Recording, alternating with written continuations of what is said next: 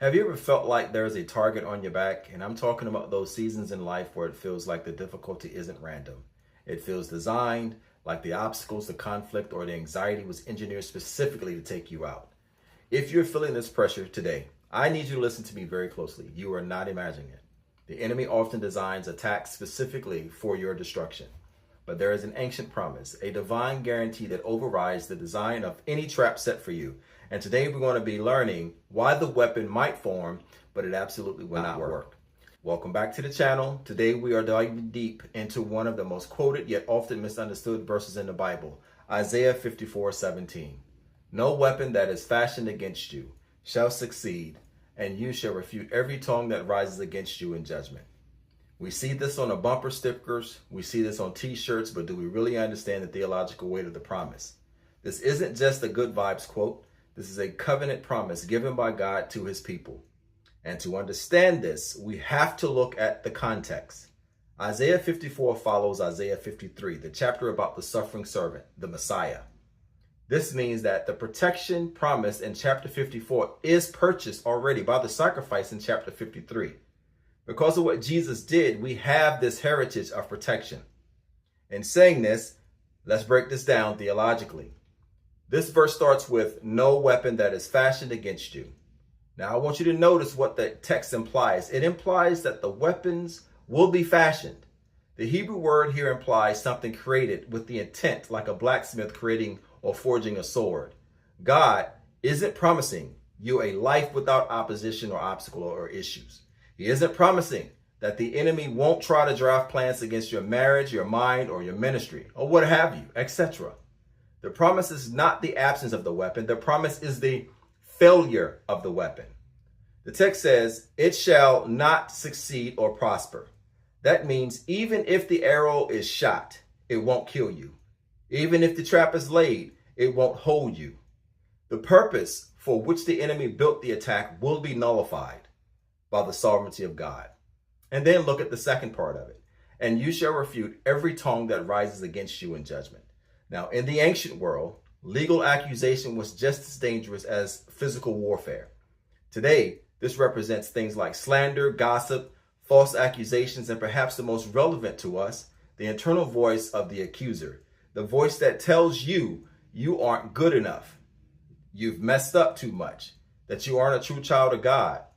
Now, God says that part of your inheritance is the authority to condemn those condemning voices.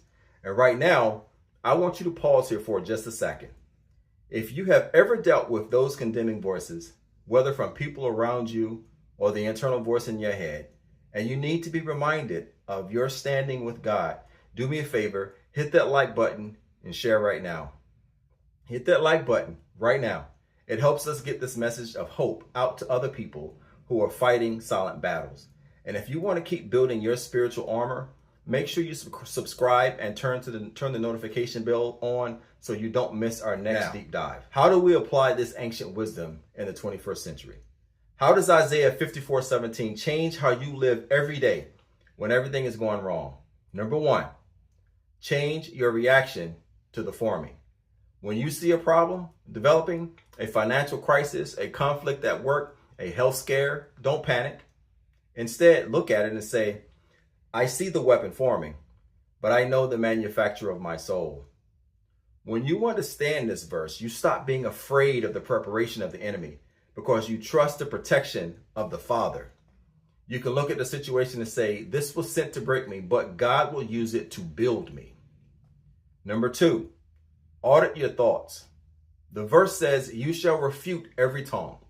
In the 21st century, the loudest tongue rising against you is often your own negative self-talk, the imposter syndrome, the anxiety. You have to take this scripture and use it as a filter. When a thought comes in that says you are a failure, you have theological authority to refute it. You say, no, that is a tongue rising in judgment, and I condemn that thought because my vindication comes from the Lord. And number three, stop trying to vindicate yourself. We live in a cancel culture where we are obsessed with public image. We want to defend ourselves in the comment section. We want to set the record straight. But the end of verse 17 says, This is the heritage of the servants of the Lord, and their vindication is from me, declares the Lord. So stop exhausting yourself, trying to prove your critics wrong. Stop trying to fight flesh and blood, because that is not your fight. Stop trying to fight flesh and blood.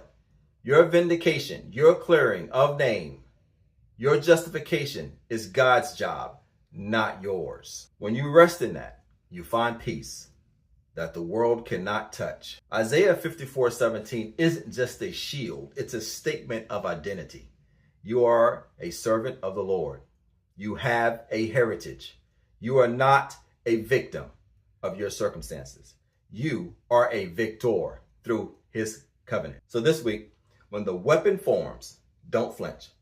Stand your ground, remind the enemy, and remind yourself of all that while the weapon exists, its power has been canceled. Thank you so much for spending this time with me. If the video blessed you, please share it with a friend or a family member who might be going through a tough season. You never know who needs to hear this specific promise today. I'm praying for you. I'm rooting for you, and I'll see you in the next video. You guys take care, and God bless.